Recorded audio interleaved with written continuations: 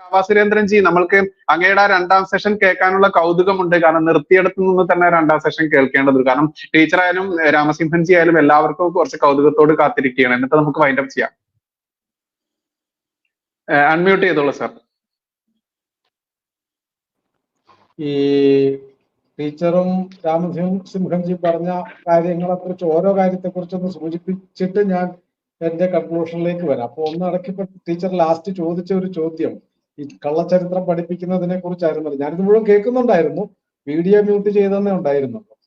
അപ്പോ അതിലെ ഒരു കാര്യം, ഈ കള്ളച്ചരിത്രം ഉണ്ടാക്കുക എന്നുള്ളത് ലോകത്തിൽ രണ്ടു കൂട്ടരാണ് പ്രത്യേകിച്ച് ചെയ്തിരിക്കുന്നത്. അത് ഞാൻ തുടക്കത്തിൽ പറഞ്ഞ രണ്ടു കൂട്ടർ തന്നെയാണ്. അതായത് കമ്മ്യൂണിസ്റ്റുകളും ഈ മത ജിഹാദി ഗ്രൂപ്പുകളുമാണ് വ്യാജ ചരിത്രം നിർമ്മിക്കുന്നത്. അത് കാരണം അത് നിലനിൽപ്പിന്റെ പ്രശ്നമാണ്. സത്യം അറിഞ്ഞാൽ നിലനിൽക്കാൻ കഴിയാത്ത രണ്ട് പ്രസ്ഥാനങ്ങളും വിശ്വാസങ്ങളാണ്. ഒന്ന് കമ്മ്യൂണിസവും ഈ ജിഹാദിസവും എന്ന് പറയുന്നത്. സത്യം അറിഞ്ഞാൽ നിലനിൽക്കാൻ കഴിയില്ല. അതുകൊണ്ടാണ് ഈ സത്യം വിളിച്ച് പറയുന്നത്. ഇപ്പൊ ജാമിദ ടീച്ചറെ പോലെ അല്ലെങ്കിൽ രാംസിംഹൻജി അല്ലെങ്കിൽ ഈ മുമ്പ് പറഞ്ഞ എക്സ് മുസ്ലിങ്ങളെയൊക്കെ ടാർഗറ്റ് ചെയ്യുന്നത് സത്യം മറ്റുള്ളവർ അറിയുമല്ലോ. അപ്പൊ അത് വിശ്വാസത്തിന്റെ മാത്രമല്ല, ചരിത്രപരമായ സത്യമാണെങ്കിലും അത് അറിയാൻ പാടില്ല. അറിഞ്ഞെന്നാൽ നിലനിൽപ്പില്ലാത്ത വ്യാജ വാദങ്ങളുടെയും ആശയങ്ങളുടെയും തത്വസംഹിതകളുടെയും മേലെ കെട്ടിപ്പൊക്കിയതാണ് ഈ ജിഹാദിസവും കമ്മ്യൂണിസവും എന്നർത്ഥം. അതാണ് ലോകത്തിലെ ഒരു അനുഭവം. അതുകൊണ്ടാണ് നമ്മുടെ ചരിത്രം പക്ഷെ ഭാരതത്തിൽ ഒന്നുകൂടി ഉണ്ടായി, അഡീഷണൽ ആയി ഒരു തട്ടിപ്പ് കൂടി നടന്നു ദേശീയ തലത്തിൽ. അതപ്പോ ടീച്ചർ ചോദിച്ചതിന്റെ ഒരു വൈഡർ ആംഗിളിൽ പറഞ്ഞെന്നാൽ ദേശീയ തലത്തിൽ ഈ കള്ളച്ചരിത്രം ഉണ്ടാക്കിയത് കോൺഗ്രസ്സുകാരാണ്. അത് ജവഹർലാൽ നെഹ്റുവിനും ഇന്ദിരാഗാന്ധിക്കുമായിരുന്നു അതിന്റെ ആവശ്യം. കാരണം ദേശീയ തലത്തിൽ അവരെ കഴിഞ്ഞും പ്രമുഖരായ അനേകം മഹാന്മാരായ നേതാക്കന്മാരുണ്ടായിരുന്നു. നെഹ്റുവിന്റെയൊക്കെ 4 ഇരട്ടിയെങ്കിലും കപ്പാസിറ്റിയുള്ള, അറിവുള്ള, ആത്മീയമായും അല്ലാതെയൊക്കെ ബോധമുള്ള അനേകം ആൾക്കാർ. ഇപ്പൊ പട്ടേല്, സുഭാഷ് ചന്ദ്രബോസ് മറ്റൊരു വിവേകാനന്ദനായി മാറേണ്ട ആളായിരുന്നു. ഞാനത് വിശദീകരിക്കുന്നില്ല. അത്രയും ആഴവും പരപ്പും ഉണ്ടായിരുന്ന മഹാന്മാരായ നേതാക്കന്മാരുണ്ട്. അപ്പൊ അവരെ എല്ലാം ഒതുക്കി അധികാരം കയ്യിൽ കിട്ടണമെങ്കിൽ ശരിയായ ചരിത്രം, ഇപ്പൊ സവർക്കറെ കുറിച്ച് അവർ പറഞ്ഞു നടക്കുന്നതൊക്കെ സവർക്കറെ കള്ളക്കേസിൽ പിടിക്കുന്നതാണ്. സവർക്കർ രോഗശയ്യയിൽ കിടക്കുമ്പോഴാണ് ഗാന്ധിവധം നടക്കുന്നത്.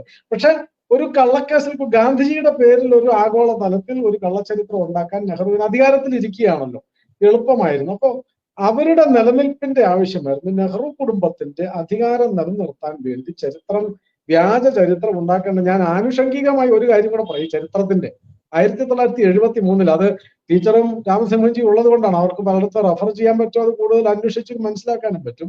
1973 പിന്നെ ചെങ്കോട്ടയില് ഒരു ചെമ്പ് ചുരുള് കുഴിച്ചിട്ടു. ഇന്ദിരാഗാന്ധി പ്രധാനമന്ത്രിയാണ് അന്നേരം. ചെമ്പ് ചുരുള് കുഴിച്ചിട്ടു. അപ്പൊ പാർലമെന്റിൽ ചോദ്യം ഉണ്ടായി, എന്താണ് ഈ ചെമ്പ് ചുരുൾ? അതിനു വേണ്ടി ഉണ്ടാക്കിയതാണ് ഈ ഇന്നത്തെ ICHR എന്ന് പറയുന്നത്. ഇന്ദിരാഗാന്ധി ഉണ്ടാക്കിയതാണ്, കള്ളച്ചരിത്രം ഉണ്ടാക്കാൻ വേണ്ടി ഉണ്ടാക്കിയതാണ്. എന്നിട്ട് ചെമ്പ് ചുരുളിൽ എന്താണ് എന്ന് ചോദിച്ചപ്പോ അത് കണ്ടന്റ് എന്താണെന്ന് പറയാൻ പറ്റില്ല. നമ്മുടെ ആധുനിക ഇന്ത്യയുടെ ചരിത്രം 1000 കൊല്ലം കഴിഞ്ഞാൽ തലമുറകൾക്ക് കിട്ടാൻ വേണ്ടി ഉള്ള ചരിത്രരേഖ ചെമ്പ് തകിടിൽ എഴുതിയതാണ് കുഴിച്ചിടുന്നത്. ഇത് 1000 കൊല്ലം കഴിയുമ്പോൾ ഇത് കേടാവാതെ കിടക്കുമല്ലോ, രേഖയായിട്ട് കിടക്കും. അപ്പൊ അന്നുള്ളവർക്ക് ഇന്നത്തെ ഇന്ത്യ എന്തായിരുന്നു, അവർ ഉപയോഗിച്ച വാക്കായതുകൊണ്ടാണ് ഞാൻ അതിന് ഇന്ത്യ എന്ന് പറയുന്നത്. ഇന്ത്യ എന്താണെന്ന് അറിയാൻ വേണ്ടിയിട്ടാണ്. അത് കഴിഞ്ഞ് അധികം കാലം കഴിയാതെ അടിയന്തരാവസ്ഥ പ്രഖ്യാപിച്ചു. അടിയന്തരാവസ്ഥ കഴിഞ്ഞ് പുതിയ ഗവൺമെന്റ് വന്നപ്പോൾ ഈ സാധനം മാന്തി എടുത്തപ്പോൾ എന്താണ് എഴുതിയിരിക്കുന്നതെന്ന് അറിയാവോ? സ്വാതന്ത്ര്യത്തിന് തൊട്ട് മുൻപും ശേഷവുമുള്ള 25 വർഷത്തെ ചരിത്രം എന്നാണ് അതിൽ രേഖപ്പെടുത്തിയിരിക്കുന്നത്. 2 പേരാണ് ഭാരതത്തിന്റെ സ്വാതന്ത്ര്യം നേടിത്തന്നതും ആധുനിക ഇന്ത്യ ഉണ്ടാക്കിയത്. അതൊന്ന് ജവഹർലാൽ നെഹ്റുവും ഒന്ന് ഇന്ദിരാഗാന്ധി. ഇത് ഞാൻ പറഞ്ഞ നമുക്ക് ഇതിന്റെ വിവരം കിട്ടും. അതായത് ടൈം ക്യാപ്സൂൾ എന്നായിരുന്നു ഇതിന് പറഞ്ഞിരുന്ന പേര്. ടൈം ക്യാപ്സൂൾ എന്നാണ് ഇതിന് പറയുന്നത്. അത് നമുക്ക് പുറത്ത് വിവരം കിട്ടും. ഞാനത് ആനുഷംഗികമായി പറഞ്ഞു. അപ്പൊ ഭാരതത്തിൽ ഈ കള്ളച്ചരിത്രം ഉണ്ടാക്കേണ്ടത് നെഹ്റു കുടുംബത്തിന്റെ കൂടി കോൺഗ്രസിന്റെ കൂടി ആവശ്യമായിരുന്നു. സ്വാതന്ത്ര്യാനന്തരം നമ്മുടെ അക്കാദമിക രംഗം മുഴുവൻ ഈ നെഹ്റു സോവിയറ്റ് ചായ്വ് കണ്ടപ്പോ കമ്മ്യൂണിസ്റ്റുകാർ വിചാരിച്ചു അദ്ദേഹം കമ്മ്യൂണിസ്റ്റ് ആവുകയാണ് എന്ന് തെറ്റിദ്ധരിച്ച് കമ്മ്യൂണിസമാണ് തനിക്ക് നമുക്ക് വേണ്ടത്, ഈ സോഷ്യലിസം എന്ന് പറയുന്നതാണ് കമ്മ്യൂണിസ്റ്റുകാർ പറയുന്നത് എന്ന് തെറ്റിദ്ധരിച്ച് ജവഹർലാൽ നെഹ്റു അക്കാദമിക രംഗം മുഴുവൻ കമ്മ്യൂണിസ്റ്റ് ബുദ്ധിജീവികൾക്ക് കൈമാറി. അങ്ങനെയാണ് നമ്മുടെ ചരിത്ര പുസ്തകങ്ങളിൽ മുഴുവൻ ഈ ആനമണ്ടത്തരങ്ങൾ എഴുതി വെക്കാൻ കാര്യം ഉണ്ടായത്. ഈ പശ്ചാത്തലത്തിലാണ്, അതാണ് ഈ കള്ളച്ചരിത്രം ഇന്നും 2024 പഠിപ്പിക്കേണ്ടി വരുന്നത്. അതുകൊണ്ടാണ് അത് മാറ്റിയെടുക്കാൻ കുറെ സമയം എടുക്കും. തലമുറകളിലേക്ക് ആ ചരിത്രം, യഥാർത്ഥ ചരിത്രം കിട്ടാൻ സമയമെടുക്കും. അതാണ് അതിന്റെ ഒരു ടീച്ചർ പറഞ്ഞതിന്റെ ഒരു അഭിപ്രായം. പിന്നെ വാര്യൻ കുന്നിനെ കുറിച്ച് രാമസിംഹൻജി സൂചിപ്പിച്ചു. അത് ഈ ഒത്തിരി പറഞ്ഞ കൂട്ടത്തിൽ വിട്ടുപോയ ഒരു കാര്യം, അദ്ദേഹത്തിന് അറിയുന്നതും പറഞ്ഞിട്ടുള്ളതുമാണ്. ഈ വാര്യൻ കുന്നന്റെ ഇപ്പം 2 വാക്ക് കേട്ടപ്പോ എനിക്ക് ചിരി വന്നുപോയി. ഇപ്പോഴും ചിരിക്ക് വരുന്നുണ്ട്, മുമ്പും ഉണ്ടായിരുന്നു. ഒന്ന്, അടുത്ത കാലത്ത് കേട്ട ചിരി വരാനുള്ള കാര്യം എന്താ വെച്ചാൽ സോഷ്യൽ മീഡിയയിൽ കണ്ടതാണ്. ബ്രിട്ടീഷുകാര് മലബാറിലെ സ്ത്രീകളുടെ തട്ടത്തൽ പിടിച്ചപ്പോ എടുക്കടാ കൈ എന്ന് പറഞ്ഞവരാണ് ഞങ്ങൾ എന്ന് പറഞ്ഞിട്ട് സോഷ്യൽ മീഡിയയിൽ കിടന്ന് വീര്യം ഇളക്കുന്നത്, പട്ടാളക്കാരുടെ കാലെ കെട്ടിപ്പിടിച്ച് നക്കി ഞങ്ങളുടെ പുരുഷന്മാരെ ഉപദ്രവിക്കരുത് എന്ന് താണ് കേണ് വീണ് കരഞ്ഞ ആൾക്കാരെ കുറിച്ചാണ്, പട്ടാളക്കാരെ ഞെട്ടിച്ചവരാണ് ഞങ്ങളെന്നൊക്കെ പറയുന്ന എന്തൊരു നാണം കെട്ട വാദമാണെന്ന് ആലോചിക്കട്ടെ. വാര്യൻകുന്നന്റെ കാര്യം രാമസ്വാമിജി വിട്ടുപോയ കാര്യം, അദ്ദേഹത്തിന്റെ ധൈര്യം അറിയാൻ ഒറ്റ സംഭവം മാത്രം ഓർത്താൽ മതി. നമ്മുടെ കൊണ്ടോട്ടി തങ്ങളുടെ വീട്ടിൽ നിന്ന് ഇറങ്ങി തുണിയില്ലാതെ ഓടിയത് എങ്ങനെയാണെന്ന് അതാ പറഞ്ഞത്. ഈ കാട്ടിലെ മുള്ളുമെല്ലാം കൊണ്ട് ചെളിയിൽ വീണ്, അരുവി തോട്ടിൽ വീണ്, കൊടയും കൊടിതോരണങ്ങളും തുണിയും എല്ലാം പറഞ്ഞു പോയി ജീവനും കൊണ്ട് ഓടിയ വാര്യൻ കുന്നന്റെ വീര്യത്തെ കുറിച്ച് വേറെ ഉദാഹരണം ഒന്നും വേണ്ട. അത് രണ്ടും ഞാൻ ആനുഷംഗികമായി കൂട്ടിച്ചേർത്തു എന്ന് മാത്രം. ഞാൻ ഈ 21-ന്റെ പശ്ചാത്തലത്തിൽ ഞാൻ ആദ്യം പറഞ്ഞതിൽ അവസാനം പറഞ്ഞത് ഇതായിരുന്നല്ലോ, ഹിന്ദുക്കൾക്കൊരു പാഠമുണ്ട് എന്ന്. അത് മാത്രം ഞാനിപ്പോൾ പറഞ്ഞ് അവസാനിപ്പിക്കുക. അത് ഹിന്ദുക്കൾക്ക് പഠിക്കാനുള്ളത് മതമൗലികവാദികളുടെ തന്ത്രമാണ് ഒറ്റപ്പെടുത്തി തകർക്കുക എന്നുള്ളത്.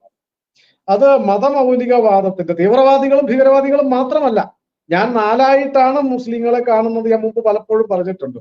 ഒന്ന്, സർവ്വസാധാരണക്കാരായ മുസ്ലിങ്ങൾ, മതം കൊണ്ട് വിശ്വാസികളാണ്, പിന്നെ ഇങ്ങനെ എന്ത് ജോലി എടുത്തോ കച്ചവടം നടത്തിയോ ഒക്കെ ഇങ്ങനെ ജീവിച്ചു പോവുക, വേറെ എന്തെങ്കിലും ആയിക്കോട്ടെ എന്ന് വിചാരിക്കുന്ന കുറച്ചു പേര് എല്ലാ നാട്ടിലും ഉണ്ടാവും. അവർക്ക് വേറെ ഒരു കാര്യത്തിലും വലിയ താല്പര്യമൊന്നും ഉണ്ടാവത്തില്ല. മത നേതാക്കന്മാർ പറയുന്ന ഇങ്ങനെ മതപരമായ ചില ചടങ്ങുകളൊക്കെ ചെയ്ത് ജീവിച്ചു പോകും. ബാക്കി ബഹുഭൂരിപക്ഷം എന്ന് പറയുന്നത് മതമൗലികവാദികളാണ്. മതമൗലികവാദം എന്ന് പറഞ്ഞാൽ ബാക്കി എല്ലാത്തിനെയും തള്ളിപ്പറയുന്ന, നിഷേധിക്കുന്ന, അതെല്ലാം തെറ്റാണെന്ന് പ്രഖ്യാപിക്കുന്നതാണ് മതമൗലികവാദം. എന്റേത് മാത്രം ശരി എന്ന് പറയുന്നത്. അതാണ് ഏത് നാട്ടിലും ഏറ്റവും കൂടുതലുള്ള മൃഗീയ ഭൂരിപക്ഷം അവരായിരിക്കും. അവരിൽ നിന്നാണ് ഈ വെറുപ്പ് ഉൽപ്പാദിപ്പിക്കപ്പെടുന്നത്. ആ വെറുപ്പ് വളർന്നിട്ടാണ് തീവ്രവാദം ഉണ്ടാവുന്നത്. ആ തീവ്രവാദം വളർന്നിട്ടാണ് ഭീകരവാദം ഉണ്ടാവുന്നത്. ഈ മതമൗലികവാദികളുടെ അടക്കം ഉള്ള ഒരു തന്ത്രമാണ്. കാരണം അവർ സമൂഹത്തിൽ ജീവിക്കുകയാണല്ലോ, എല്ലാവരുടെ ഇടയിൽ നമ്മുടെ നാട്ടിൽ ഇപ്പം മതേതരക്കാരെ പോലെ ജീവിക്കുകയാണ്. അവരുടെ ഒരു തന്ത്രമാണ് ഈ വിവിധ ആൾക്കാരെ വിഭജിച്ചിട്ട് ഒറ്റപ്പെടുത്തി തകർക്കുക. ഇപ്പോ ജോസഫ് മാഷ് എങ്ങനെയാണ് തകർന്നു പോയത്? തകർന്നു പോയി എന്ന് വെച്ചാൽ അദ്ദേഹത്തിന്റെ കുടുംബം തകർന്നത്, അദ്ദേഹത്തിന് പിന്തുണ കിട്ടാതെ പോയത് എങ്ങനെയാണ്? അദ്ദേഹത്തിന്റെ സഭയോ കോളേജോ ഒന്നും അദ്ദേഹത്തിന് പിന്തുണ പ്രഖ്യാപിച്ചില്ല. എനിക്കറിയാൻ കഴിഞ്ഞത് 3 തവണ ഈ ആക്രമണത്തിന് മുന്നേ 3 തവണ ഉത്തരവാദപ്പെട്ടവരെ വിളിച്ചു ചോദിച്ചു മത തീവ്രവാദികൾ, ഈ ആളിനോട് നിങ്ങൾ കൂടെ നിൽക്കുന്നുണ്ടോ ഇല്ലയോ എന്ന്. ഇല്ല എന്ന് ഉറപ്പ് വരുത്തിയിട്ടാണ്, ഇയാൾ ഒറ്റക്കേ ഉള്ളൂ എന്ന് ബോധ്യപ്പെട്ടതിന് ശേഷമാണ് ജോസഫ് മാഷയുടെ കൈവെട്ടാൻ പോയത്. എന്ന് വെച്ചാൽ ആരും കൂടെ ഇല്ല എന്ന് ഉറപ്പ് വരുത്തി. കൂടെ ഇല്ലാതാക്കിയത് എങ്ങനെയാണ്? അത് അയാൾ ഇസ്ലാം വിരുദ്ധം പറഞ്ഞു എന്ന് നുണ പറഞ്ഞിട്ടാണ്. അപ്പൊ ഒറ്റപ്പെടുത്തി വകവരുത്തുന്ന തന്ത്രം ഹിന്ദുക്കൾ തിരിച്ചറിയണം എന്നുള്ളത് ഒന്നാണ്. അതിന് ചരിത്രപരമായ മറ്റൊരു തെളിവ് ഞാൻ പറയാം. 1947 ഞാൻ മുമ്പ് പറഞ്ഞിട്ടുള്ളതാണ്. 47 വിഭജനത്തിന് മുന്നേ തന്നെ ഈ ഹിന്ദു സമൂഹത്തെ വിഭജിക്കുവാൻ വേണ്ടി മൗലികവാദികൾ, മതനേതാക്കന്മാർ പ്രചരിപ്പിച്ച ഒരു കാര്യമുണ്ട്. അതാണ് ദളിത് മുസ്ലിം ഐക്യം എന്ന് പറയുന്ന സാധനം. ആ ദളിത് മുസ്ലിം ഐക്യം എന്ന് പറഞ്ഞ് വിഭജനത്തോടടുത്തപ്പോ പാകിസ്ഥാൻ ഉണ്ടാവുകയാണല്ലോ. അപ്പൊ ഇന്നത്തെ ബംഗാളിലുള്ള ഇപ്പൊ ബംഗാളിലുള്ള മുഴുവൻ ദളിതന്മാരോടും, നാമശൂദ്രന്മാരെന്നാണ് അതിൽ വലിയ വിഭാഗം ദളിതന്മാരെ അറിയാം, അവരോടും അവരുടെ നേതാവ് ഒരു യോഗേന്ദ്രനാഥ് മണ്ഡലായിരുന്നു.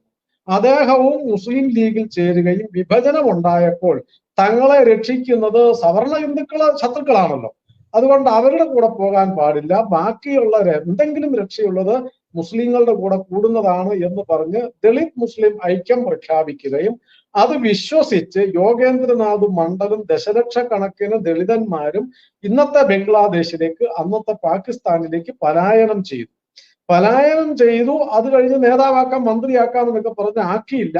ഏതാനും മാസങ്ങൾ കഴിഞ്ഞപ്പോൾ ഈ യോഗേന്ദ്രനാഥ് മണ്ഡൽ പറഞ്ഞു, എന്നെ മന്ത്രിയാക്കാമെന്നല്ലേ പറഞ്ഞത്. അങ്ങനെ നിർബന്ധിച്ചപ്പോൾ അവസാനം മന്ത്രിയാക്കി.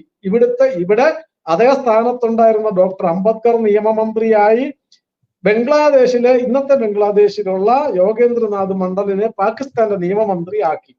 അത് കഴിഞ്ഞപ്പോഴാണ് ഈ മണ്ഡലിന് വെളിവുണ്ടായത്. കാരണം കലാപം നടക്കുകയാണല്ലോ, വിഭജനകാലം മുതൽ ഹിന്ദുക്കളെ തെരഞ്ഞു പിടിച്ചു കൊല്ലുകയാണ്. അദ്ദേഹം മന്ത്രിയാണ്, പാകിസ്ഥാന്റെ നിയമവകുപ്പ് മന്ത്രി പറഞ്ഞു ഇന്നിടത്ത് കലാപം നടക്കുന്നു, നിയന്ത്രിക്കണം. അദ്ദേഹം നേരിട്ട് പോലീസ് ഓഫീസർമാരെ വിളിച്ചു പറഞ്ഞു, നിയന്ത്രിക്കാൻ പറഞ്ഞിട്ട് പോലീസ് അടക്കം മതഭീകരവാദികളും മൗലികവാദികളും പോലീസും കൂടി ചേർന്ന് ദളിതന്മാരെ കൊല്ലുകയും പീഡിപ്പിക്കുകയും അവരുടെ വീട് കത്തിക്കുകയും ചെയ്യുന്നത് ഇദ്ദേഹം കൺമുമ്പിൽ കാണുകയാണ്. അദ്ദേഹം പറഞ്ഞു തടയാൻ പറഞ്ഞപ്പോ പോലീസുകാർ പുച്ഛിച്ചു.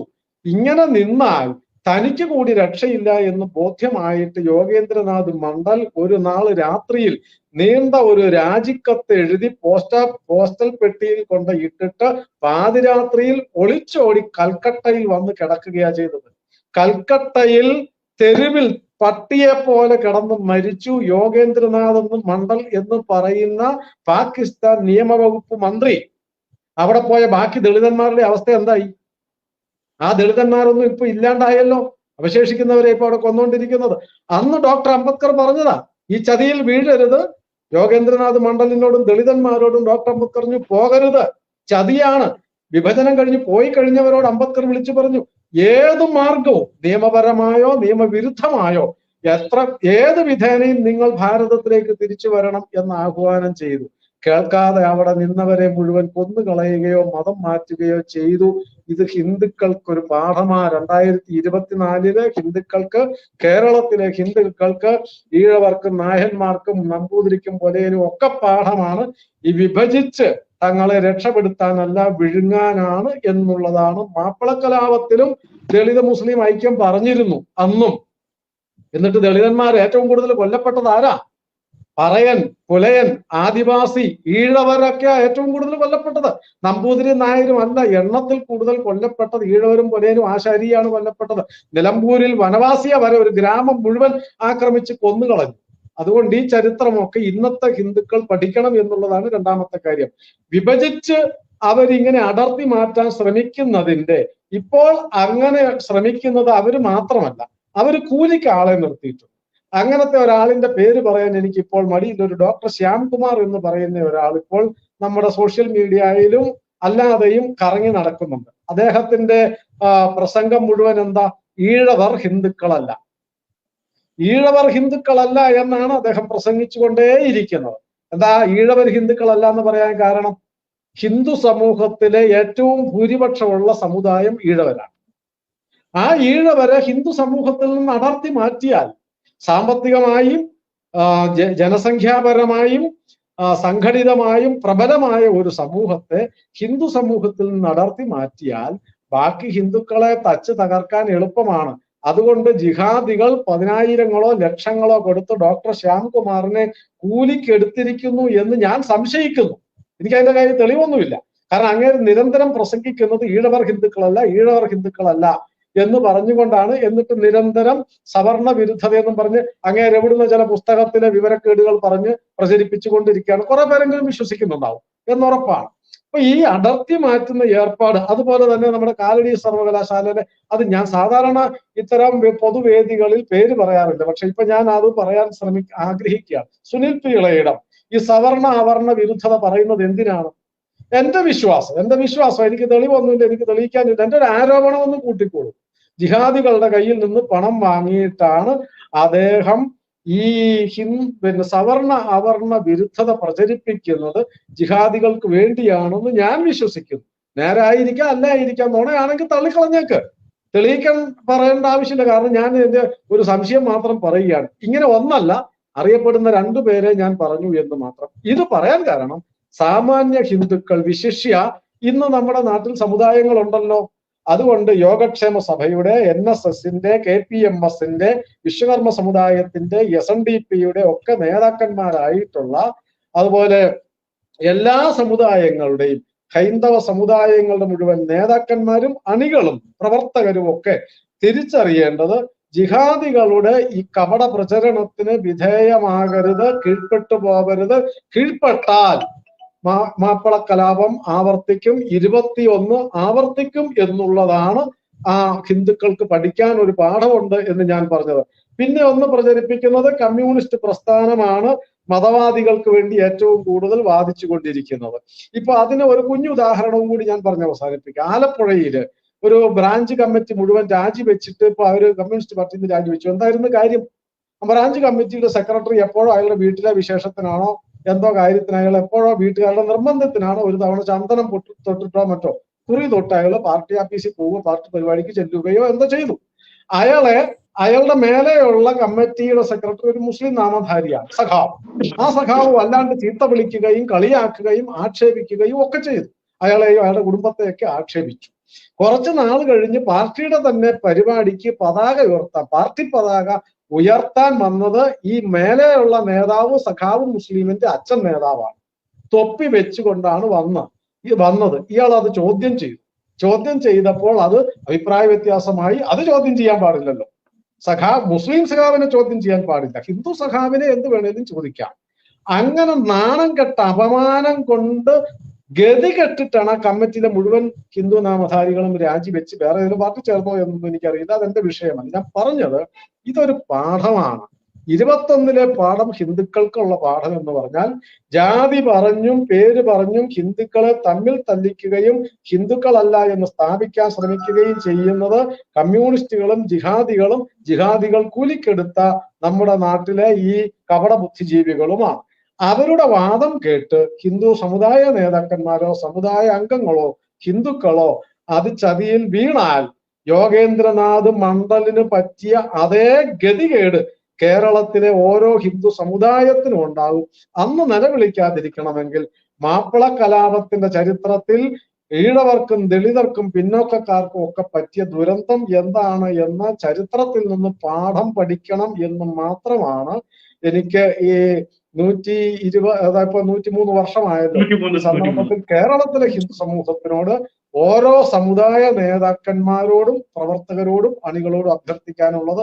അതാണ് മാപ്പിള കലാപത്തിന്റെ പാഠം, ഹിന്ദുക്കൾക്കുള്ള പാഠം എന്നാണ് ഞാൻ വിചാരിക്കുന്നത്. നമസ്കാരം. എന്തായാലും 103 വർഷങ്ങൾക്കിപ്പുറം അല്ല ഈ വർഗീയ കലാപം അതല്ലെങ്കിൽ ഈ മുസ്ലിം ഭീകരത താണ്ഡവം ആടിയിട്ടുള്ളത് എന്ന് കൃത്യമായിട്ടും, അതായത് 6-ാം നൂറ്റാണ്ട് മുതൽ തന്നെ ഇങ്ങോട്ട് നോക്കിക്കഴിഞ്ഞാൽ ആ ചരിത്രം തന്നെ ആവർത്തിച്ചിട്ടുള്ള ആ ഒരു ചരിത്രമേ ഉള്ളൂ. ഇനി 1921 ശേഷവും മുൻപും തന്നെ ഭാരതത്തിന്റെ ചരിത്രം എടുത്തു നോക്കിയാലും അധിനിവേശം നടത്തിയിട്ടുള്ള ഒരു ഇസ്ലാമിസ്റ്റ് ആയിട്ടുള്ള ഒരാളും നടത്തിയിട്ടുള്ളത് നല്ല കാര്യങ്ങളൊന്നുമല്ല എന്നുള്ളത് അറിയാം. അതിനെ നമ്മൾക്ക് കലാപം എന്ന് പേരിട്ട് വിളിക്കാൻ പോലുമുള്ള അവകാശം തന്നിട്ടില്ല. മാത്രമല്ല 1921 13,000-ലധികം വരുന്ന ഹിന്ദുക്കളെ വെട്ടിക്കൂട്ടിയ ആ ഒരു ചരിത്രത്തെ പോലും ഇവിടെ കർഷക സമരമാക്കി നമ്മുടെ കുഞ്ഞു മക്കളെ പോലും ഇന്നും പഠിപ്പിക്കുന്നുണ്ടെങ്കിൽ. പറയൂ സാർ. ഒരു കാര്യം കൂടെ പരാമർശിക്കണം. ഇപ്പൊ നമ്മുടെ നാട്ടിലെ ഈ ജിഹാദികൾ പ്രചരിപ്പിക്കുന്ന ഒരു ചരിത്രപരമായ ഒരു മണ്ഡലത്തിനെ കൂടെ ഞാൻ സൂചിപ്പിക്കാം. കാരണം നമ്മളെല്ലാവരും അറിഞ്ഞിരിക്കേണ്ടതാണ്. അതായത് 800 വർഷക്കാലം ഞങ്ങൾ ഭരിച്ചിട്ടും ഭാരതത്തെ ഇസ്ലാമിക രാജ്യമാക്കിയില്ലല്ലോ എന്നൊരു പ്രചാരണം നടക്കുന്നു. ആ പ്രചാരണത്തിന് കൂടുതൽ ഗവേഷണം ഒന്നും വേണ്ട. ഈ 800 വർഷത്തിനിടയിൽ എങ്ങനെയാണ് അഫ്ഗാനിസ്ഥാൻ പോയത്, എങ്ങനെയാണ് ബംഗ്ലാദേശ് പോയത്, എങ്ങനെയാണ് പാകിസ്ഥാൻ പോയത് എന്ന ചരിത്രം ഈ വിഡ്ഢികൾക്ക് അറിയാം. പക്ഷെ സാമാന്യ ഹിന്ദു അറിയണം. ഒപ്പം തന്നെ ഈ 800 വർഷത്തിനിടയിൽ പോരാടി ഹിന്ദു സമൂഹത്തെയും ഭാരതത്തെയും രക്ഷിച്ച അനേകം ആൾക്കാരുണ്ട്. ഛത്രപതി ശിവജിയുണ്ട്, രജപുത്രന്മാരുണ്ട്, റാണാ പ്രതാപനുണ്ട്. സിഖ് മതം ഉണ്ടായത് ഇസ്ലാമിക ആക്രമണത്തെ ചെറുക്കാൻ വേണ്ടി ഉണ്ടാക്കിയ ഒരു മതമാണ്. അവരുടെയൊക്കെ പോരാട്ടങ്ങളെ കൊണ്ടാണ് ഇപ്പോൾ ഈ 141 കോടി ഭാരതീയരെങ്കിലും അവശേഷിക്കുന്നത്.